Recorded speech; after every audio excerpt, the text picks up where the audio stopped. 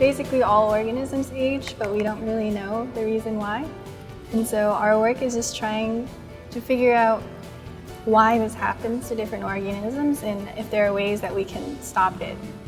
Once you freeze that down.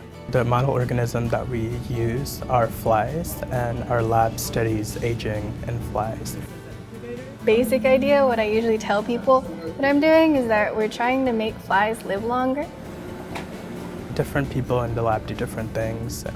What I do in particular is developing clones, so taking pieces of foreign DNA and then introducing them into a fly line so that we can create transgenic fly models that can be manipulated and then studied for aging properties.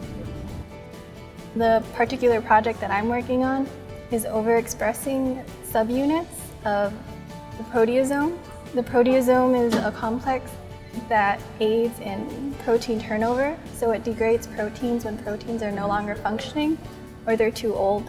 And so what these flies do now that they're transgenic is that their proteasome is working in overdrive, so they degrade proteins faster, ideally. And we're just making sure that that's working out right, and we're testing to see if they live longer and what other weird things are about them. So I'm just going to load them one by one. The good thing about flies is that they are easy to work with, and they actually share a lot of homology with humans. Once you get your data, you can analyze it, and it might have bigger implications for something further along the road. Maybe even helping humans one day. And so being able to think along those lines is really exciting.